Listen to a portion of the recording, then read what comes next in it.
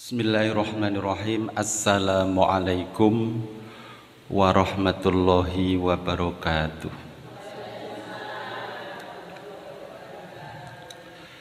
Alhamdulillahi rabbil alamin. Wassalatu wassalamu ala sayyidina Muhammadin sayyidil mursalin wa ala alihi wa ashabihil mujahidin at-tahirin. Rabbi shrah li sadri wa yassir li amri wahlul 'uqdatam min lisani yafqahu qawli. Amma ba'du. Alhamdulillahi rabbil alamin. Pada siang hari ini kita bisa bertemu kembali dan tentunya dipertemukan oleh Allah Subhanahu wa ta'ala dalam keadaan sehat walafiat, sehat jiwa, sehat raga, sehat finansial. Awake sehat, pikirane sehat, dompete yo sehat. Alhamdulillah. Sholawat dan salam semoga sampai ke pangkuan Nabiullah Agung Muhammad sallallahu alaihi wasallam. Semoga kita semua diakui sebagai umat beliau yang taat sallallahu alaihi Muhammad sallallahu alaihi wasallam. Bismillahirrahmanirrahim. Monggo bismillahirrahmanirrahim. Nawaitul i'tikafa fi hadzal masjidi sunnatan lillahi ta'ala. Saya beriktikaf di masjid ini sunnah karena Allah. Alhamdulillah, pada siang hari ini bertepatan tanggal 25 November 2022, tanggal 25 November tahun 2022, bertepatan dengan Hari Guru Nasional. Ini yang Bu Guru pasti tahu, Hari Guru Nasional. Ada Hari Kesaktian Pancasila. Kalau di Indonesia ini ada Hari Kesaktian Pancasila. Tanggal berapa? 1 Oktober. Ada Hari Kartini. Tanggal berapa? 21 April. Ada Hari Ibu. 22 Desember. Hari Sumpah Pemuda. 28 Oktober. Ada Hari Santri. Baru-baru ini ada Hari Santri. Tanggal 22 Oktober. Ada Hari Kemerdekaan 17 Agustus. Dan hari ini bertepatan tanggal 25 November, Hari Guru. Ini spesial Hari Guru, berawal dari penghormatan pemerintah di zaman pemerintahan presiden yang kedua. Siapa Bu presiden yang kedua? Pak Soeharto. Semoga mendapat nikmat kubur ya. Dinikmatkan kuburnya diterangkan kehidupannya apapun, lepas dari kekurangan dan kelebihan, pemimpin negara itu harus kita doakan dengan doa yang baik. Menghormati, memuliakan guru-guru yang ada di Indonesia, yang dituangkan pada keputusan Presiden tahun 1994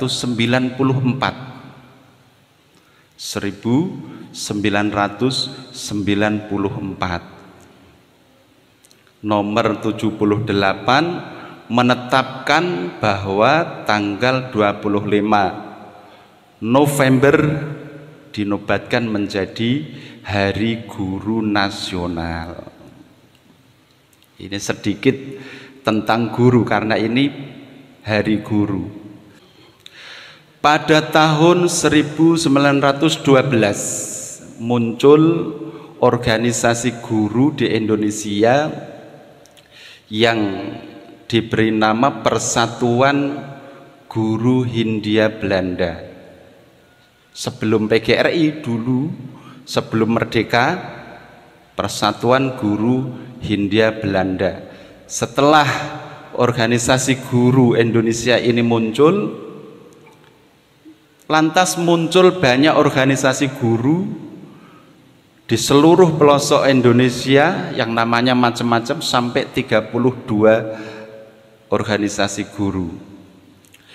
Pada tahun 1932 dari sekian banyak organisasi guru sepakat melebur menjadi satu, ganti nama sebagai PGI, Persatuan Guru Indonesia.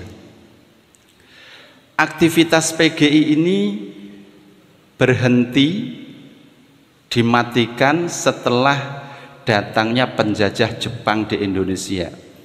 Jepang datang karena Jepang melarang aktivitas guru. Sampai datanglah Hari Kemerdekaan Indonesia. Tanggal berapa, Bu? Hari Kemerdekaan Republik Indonesia tanggal 17 Agustus 1945. Setelah kemerdekaan Republik Indonesia 100 hari, akhirnya organisasi guru Indonesia ini hidup lagi. Persatuan Guru Indonesia hidup lagi, mengadakan kongres dan ganti nama sebagai PGRI, Persatuan Guru Republik Indonesia. Ini jangan diseleweng-selewengkan. Ada orang yang mengatakan PGRI Petro Gareng rebutan intip. Yang benar Persatuan Guru Republik Indonesia. Sampai sekarang ini alhamdulillah masih. Semoga guru-guru kita orang-orang yang berjuang dengan ikhlas, tanpa pamrih, tanpa mikir hal-hal yang berhubungan dengan dunia. Semoga diikhlaskan oleh Allah berkah ilmunya. Ada 3 orang tua yang wajib kita muliakan, wajib kita hormati. Siapa 3 orang tua tersebut? Yang pertama adalah orang tua yang menyebabkan kita lahir di dunia, bapak dan ibu. Orang tua yang menyebabkan kita lahir di dunia, itulah orang tua kita. Wajib kita hormati, wajib kita muliakan, wajib kita cari ridhonya. Orang tua masing-masing. Dulu sebelum kita lahir, arwah kita, roh kita berada di langit. Orang tualah yang menurunkan roh yang ada di langit turun ke bumi.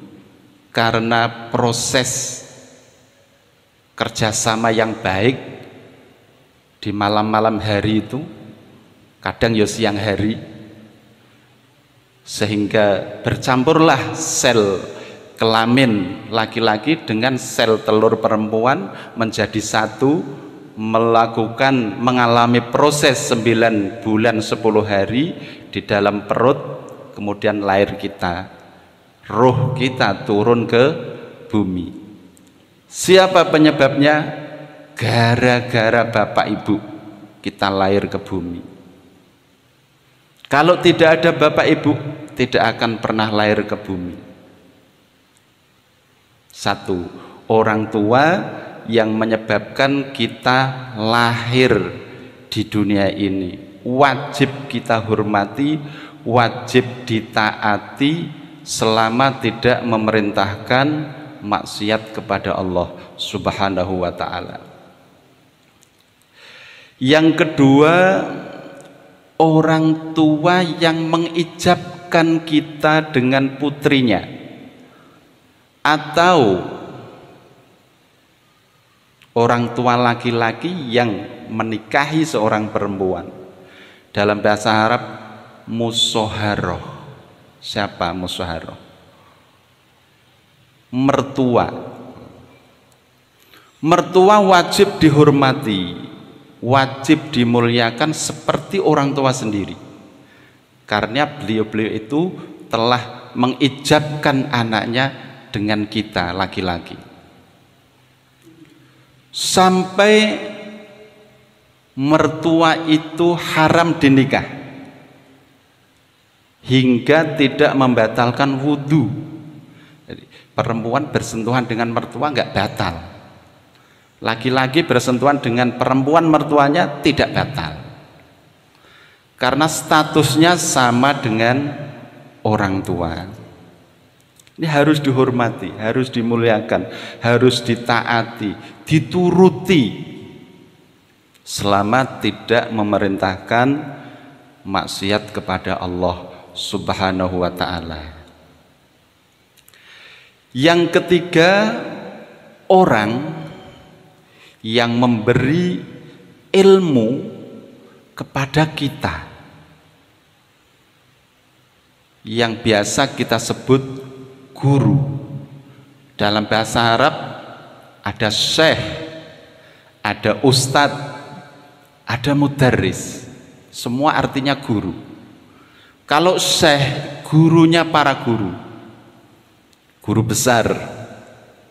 Syekh itu guru besar, profesor itu bahasa Arabnya syekh. Ada ustadz, ustadz juga tugasnya mengajar santri, mengajar siswa. Mudaris artinya juga pengajar, sebagai seorang guru. Ada tingkatan-tingkatan. Sayyidina Ali dawuh, Sayyidina Ali berkata, ana abduman allamani harfan wahidan. Saya ini menjadi hamba, menjadi budak orang yang mengajar saya walaupun satu huruf. Satu huruf itu statusnya sudah guru. Bukan harus Quran sampai khatam, bukan harus kitab besar sampai berjilid-jilid. Satu huruf statusnya guru. Sekali menyakiti hati guru, ilmunya nggak barokah. Sekali saja menghilangkan ridho guru, ilmunya tidak barokah. Dan orang yang mengajarkan ilmu kepada kita walaupun satu huruf, khususnya ilmu agama, kita sebut abuka fiddin, bapakmu di dalam agama. Itu baru satu huruf, Padahal Pak Ustadz itu kalau ngajar dari alif sampai iya, nggak sampai segitu, masih di fathah, di kasroh, di dhammah, ada fathah tanwin, kasroh tanwin, dhammah tanwin, tasdid, diajari ilmu tajwid, ilmu nahwu, sampai banyak sekali ilmu. Itu guru-guru kita. Insya'a ba'a, ini Sayyidina Ali, jika guru saya berkehendak untuk menjual saya nurut. Sayyidina Ali, guru saya yang mengajari saya, ingin menjual saya berapapun harganya, saya nurut, tidak akan menolak. Wa insya'a istaroko, jika guru saya berkehendak untuk menetapkan saya sebagai seorang budak, diperkerjakan tanpa digaji seumur hidup sekalipun, saya nurut. Sayyidina Ali menurut karena satu huruf yang telah diajarkan pengajarnya sebagai seorang guru. Ada berapa guru jenengan? Dari SD, madrasah diniyah, di masjid, di musola, di TPQ, beliau-beliau itu bapak kita di dalam agama, ibu kita di dalam agama. Ini spesial Hari Guru Nasional. Tanggal berapa, Bu? 25 November. Diingat-ingat ya, Bu, disodakoi. Sodakoh 2000, bismillah, saya sodakoh 2000 untuk guru saya, namanya A, namanya B, semoga ilmu saya berkah. Imam Nawawi itu kalau mau berangkat ke tempat ngaji, beliau sedekah dulu di jalan. Sedekah dengan siapa saja yang ditemui. Bismillah, saya bersedekah untuk guru saya yang ngajar nanti, semoga ilmunya bermanfaat, semoga Allah tidak membukakan aibnya terhadap saya. Ini doa Imam Nawawi. Semoga aibnya guru saya tidak tahu. Sebab kalau seorang murid tahu aibnya guru, tawaduknya berkurang. Makanya doa Imam Nawawi, semoga kekurangan-kekurangan gurunya tidak diketahui, tidak pengen tahu. Allah Subhanahu wa ta'ala mengatakan di dalam Al-Quran, Kul innamal ilmu indallah wa innama ana nadhirum mubin. Katakan Muhammad bahwa sesungguhnya ilmu di sisi Allah, yang memberi ilmu itu Allah, dan saya Muhammad hanya seorang nabi yang memberi peringatan. Kalau kita menginginkan ilmu berkah, menginginkan mudah dalam memahami ilmu, menginginkan anak-anaknya menjadi alim, ada ketentuan-ketentuan terhadap guru yang harus ditepati. Imam Sadiduddin Asy-Syairazi, Imam Sadiduddin Asy-Syairazi mengatakan, man arada ayyakuna ibnuhu aliman yambaghi ayyura'iyal fuqaha. Barang siapa yang menginginkan punya anak alim, pandai, pintar, hendaknya dia menjaga, menghormati orang-orang yang alim fikih. Ingin punya anak pintar, alim, karena orang pintar itu sedikit jumlahnya. Allah sudah membatasi dalam Al-Quran, walakinna aktsaran nasi la ya'lamun, tetapi Kebanyakan manusia menjadi orang-orang yang tidak pandai, la ya'lamun, tidak tahu, tidak berilmu. Tetapi kita ingin anak kita menjadi berilmu, menghormati orang-orang yang ahli ilmu. Wa yukrimahum, memuliakan. Wa yukrimahum, memuliakan ahli-ahli ilmu, para guru. Para guru, guru madrasah, guru kita di musola, di masjid, di pesantren, guru kita di sekolah-sekolah tinggi, dosen, dimuliakan. Jika ingin punya anak pintar, wayut imahum, memberi makan. Guru kita dikasih roti, guru anak kita kasih beras, kasih sayuran, dengan harapan semoga anak kita nanti menjadi orang pintar, menjadi orang alim. Syekh Sadiduddin Asy-Syairazi, pengarang kitab Ta'limul Muta'alim, di dalam kitab Ta'limul Muta'alim disebutkan, ingin punya anak pintar, muliakan para guru, beri makan para guru. Karena guru-guru itu nggak sempat cari uang seperti kita-kita. Saat kita bekerja, para guru di madrasah. Saat kita ke sawah, guru-guru ngajar murid-murid. Ya memang sebagian guru ada yang sudah sejahtera, tapi sebagian yang lebih banyak lagi belum sejahtera.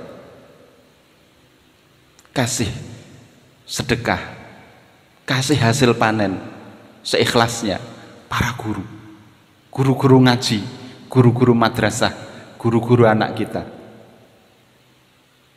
dengan harapan anak kita menjadi orang alim. Wa yu'tihim syai'an, kasih sesuatu yang membuat hati para guru menjadi senang. Minimal ora dikrawus.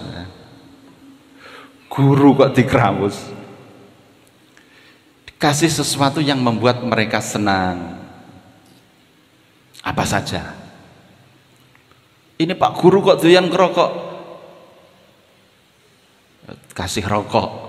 Ini enggak mengatakan apa itu hukum rokok makruh atau haram, karena jika kita cari hukumnya tidak akan ketemu sampai ila yaumil qiyamah. Sampai kiamat hukum rokok itu tidak ketemu.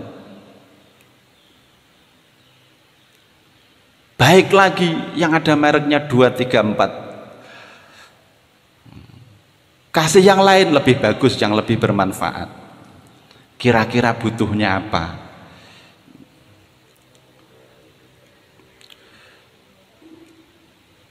Wa illam yakun ibnuhu aliman, jika anak-anaknya ternyata tidak menjadi orang-orang pintar, tidak menjadi orang alim,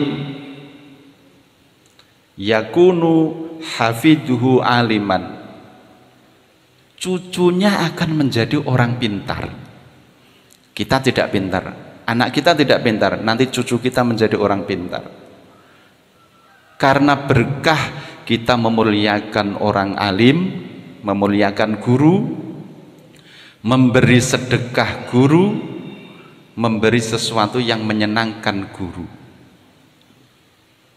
Insya Allah anak-anak kita akan menjadi orang-orang pintar, menjadi orang-orang yang alim. Ada adab yang disebutkan oleh Imam Sadiduddin Asy-Syairazi terhadap para guru. Allah yamsya amamahu, kita tidak berjalan di depannya, entah itu lewat atau jalan bareng. Berjalan bersama guru, kita ada di belakangnya. sebelah kiri, di belakang agak sebelah kiri, kecuali guru yang sudah sepuh membutuhkan penunjuk jalan, kita ada di depannya, itu pun harus dengan tawadhu. Tidak boleh berjalan lewat di depannya, apalagi melompat.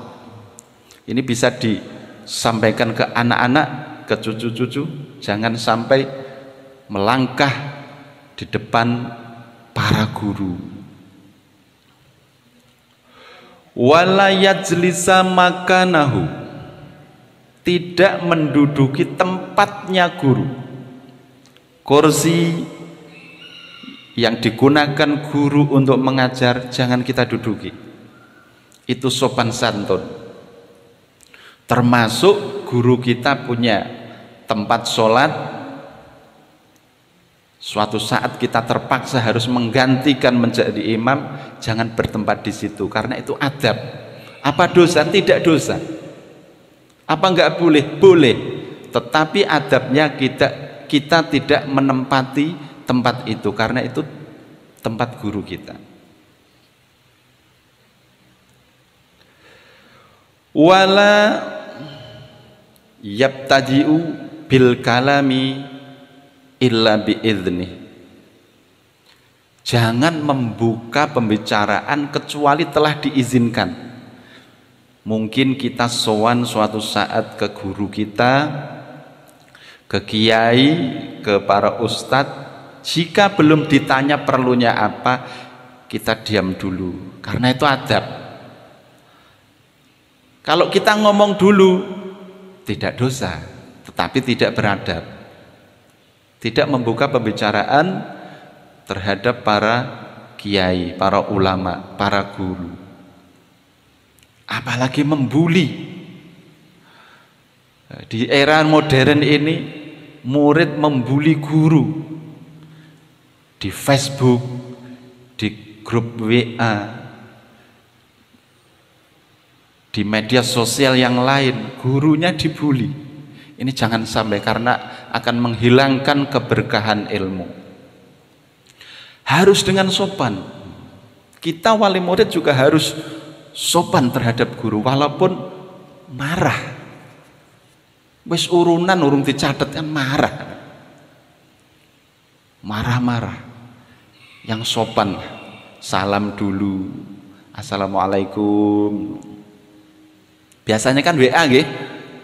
Biasanya lewat WA, salam dulu, nyuwun sewu mau tanya atau mau berbagi atau mau mengutarakan apa, dengan bahasa yang sopan. Karena kalau guru kita tersinggung akan hilang keberkahan ilmu, apalagi tatap muka. Sudah bayar belum dicatat, datang ke sekolahan marah-marah, gedor-gedor meja. Nah, ini jangan. Berbicara yang sopan terhadap para guru. Wala yuksirul kalam iddahu, setelah mendapatkan izin jangan banyak-banyak ngomong, seperlunya saja. Harus tahu ini guru waktunya istirahat, kita nggak lama-lama. Hajatnya selesai, segera pulang. Ini waktunya ngajar, bertamu. Waktunya ngajar, bertamu. Nggak ditemoni, itu tamu ditemoni, waktunya ngajar. Jangan banyak omong, seperlunya. Setelah selesai pamit pulang dengan sopan. Wala yatukul bab, tidak menggedor-gedor pintu. Pintunya guru digedor-gedor, ini tidak boleh. Bal yasbiru hatta yakhrujal ustad, sabar menunggu di depan sehingga guru keluar dari rumahnya. Karena apa? Guru itu kadang bekerja tidak hanya di sekolahan. Tidak hanya di sekolahan. Setelah pulang dari sekolah, ngerjakan apa tugas-tugasnya. Kadang lembur sampai malam ngerjakan apa-apa tugasnya guru. Datang tamu jam 12 malam. Ini kan nggak sopan. Nah, kita tahu kapan kira-kira guru istirahat, jangan diganggu agar ilmu kita mendapat keberkahan, agar anak-anak kita menjadi orang yang alim, menjadi ahli ilmu, menjadi orang yang pintar. Kalau anak kita belum jadi orang pintar, insya Allah cucu kita menjadi orang yang alim, menjadi orang yang pintar. Melaksanakan perintah para guru yang membuat hatinya ridho. Biasanya guru itu minta tolong kepada murid-muridnya, "Dek, tolong Pak Guru belikan spidol." Berangkat beli spidol agar hati guru ridho. Ini murid-murid dulu banyak yang taat, tidak seperti sekarang. Sekarang ini murid kalau diperintah guru lari, mau diperintah, dipanggil akan diperintah itu lari, umpet-umpet. Ini bisa diberitahukan kepada anak-anak, kepada anak-anak cucu-cucu, melaksanakan perintah para guru selama tidak maksiat, harus kita beri pengertian. Jika guru memerintahkan atau mengajak untuk maksiat, melanggar etika, kita beri pengertian, jangan sekali-kali menuruti. Hanya jika tidak perintah untuk maksiat. Yang membuat ridho, zaman dulu itu banyak sekali santri yang tidak banyak-banyak ngaji, tetapi dia membuat guru-gurunya ridho. Akhirnya pulang jadi ulama, jadi orang alim. Syekhona Kiai Haji Hasyim Asy'ari berguru di pondok pesantren Yai Khalil Madura, tidak ikut ngaji. Dia diperintah untuk ngurus kuda, memberi makan ternak, ngurus sawah, membersihkan kebun, membersihkan toilet, dan lain sebagainya. Jarang sekali ikut ngaji.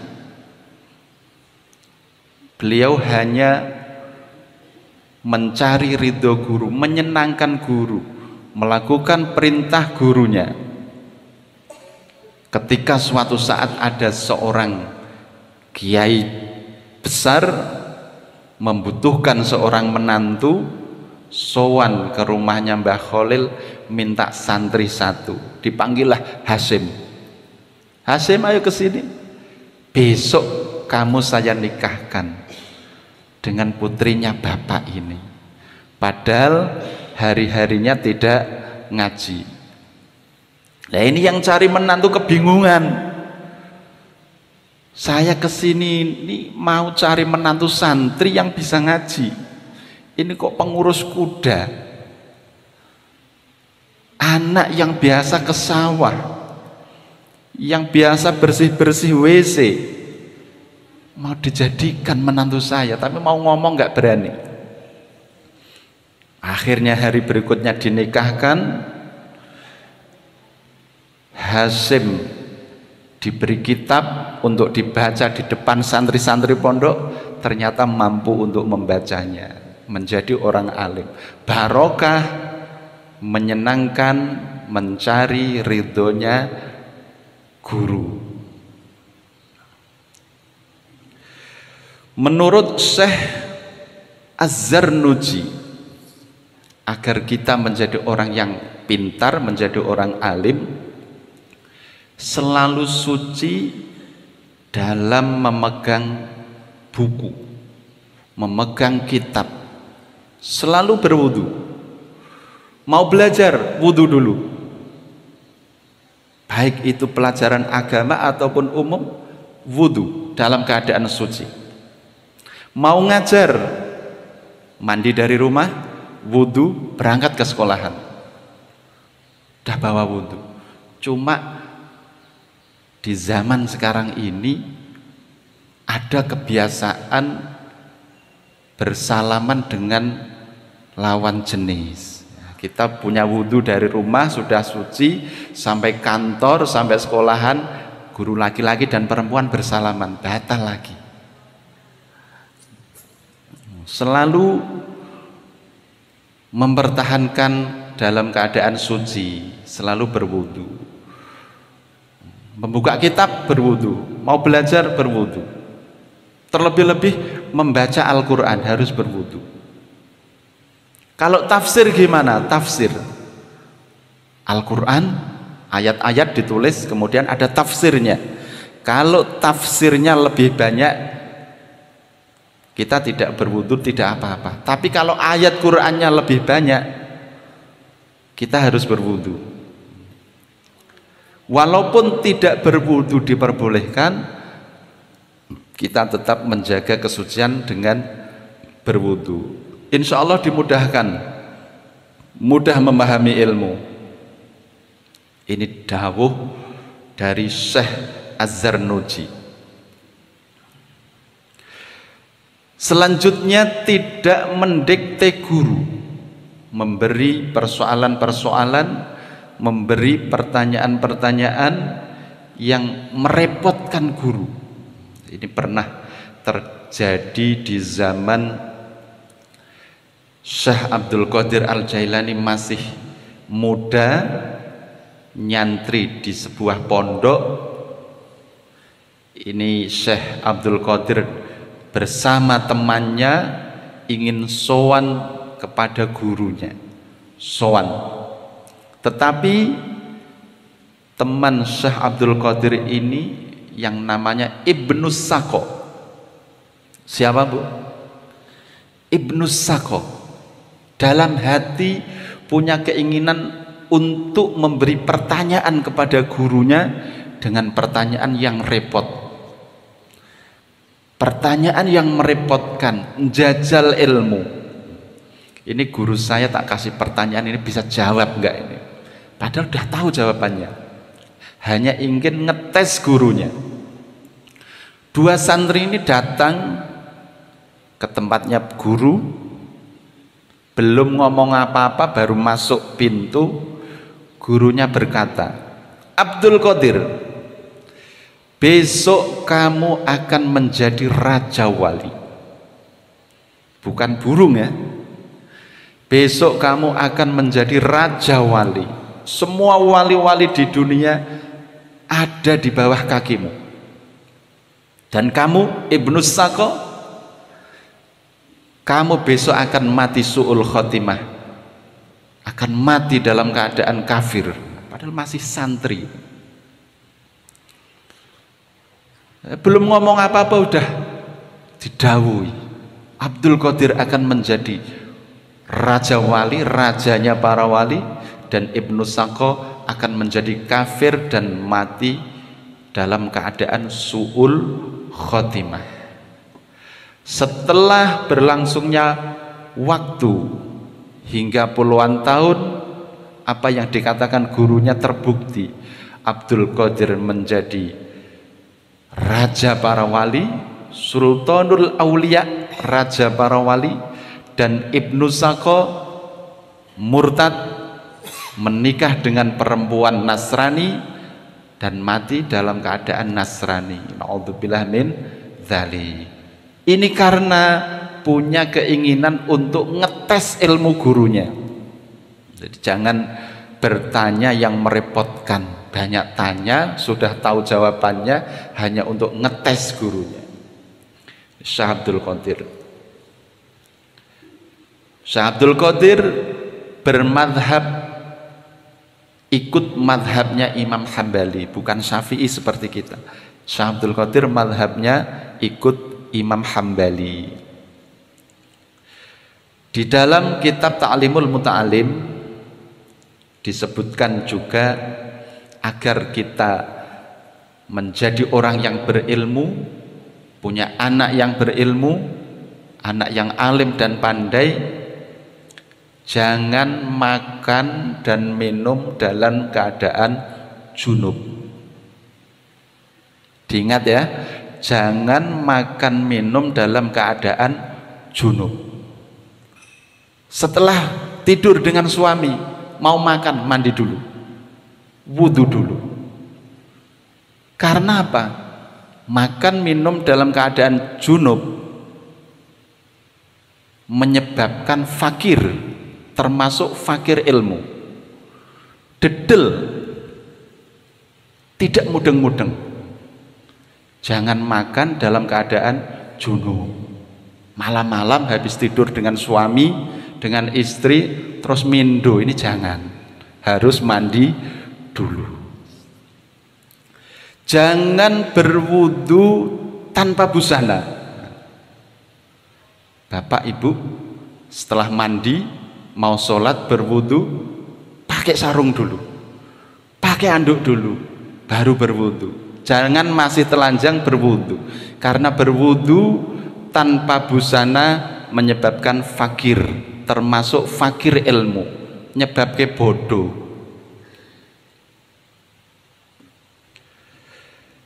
Jangan berjalan di antara dua hewan ternak.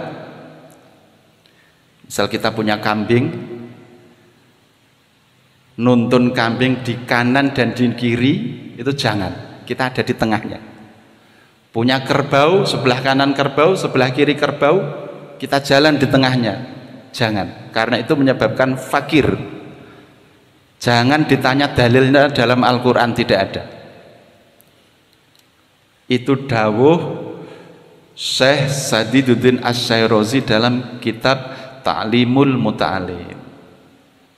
Ya, dijauhi kerbau, sapi, onta, kambing. Jangan kita berada di tengahnya. Termasuk laki-laki jangan berjalan di antara dua wanita, walaupun istrinya.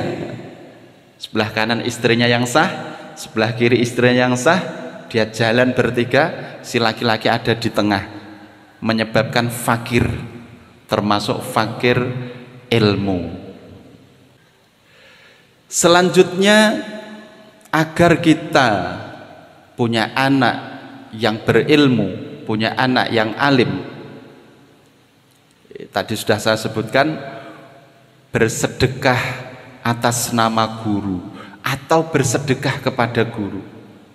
Bersedekah atas nama guru ya tadi Imam Nawawi, bismillahirrahmanirrahim, sedekah atas nama guru saya. Baik lagi dibacakan Fatihah 1 kali, ini akan nyambung. Jenengan dikasih ilmu oleh guru, mudah faham, gatean. Kadang orang itu cari ilmu, setiap hari datang berangkat, tapi pulang tidak faham.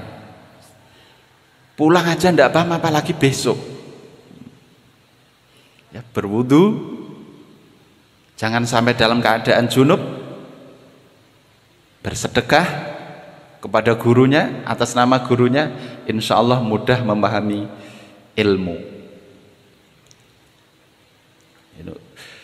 Imam Abu Hanifah ini seorang mufti dunia, orang yang sangat alim, sangat pintar, tetapi dapat cobaan ibunya tidak percaya. Jadi Imam Abu Hanifah itu sudah ngajar murid-muridnya itu para guru pondok, sudah kiai kelas dunia, kiai-kiai itu ngaji sama Imam Abu Hanifah, tapi ibunya tidak percaya kalau dia itu orang pinter. Saking tidak percayanya, ibunya perintah, Abu Hanifah, saya punya masalah masalah agama ini. Tolong kamu tanya dengan Pak Yai sana. Padahal Abu Hanifah sudah sangat tahu.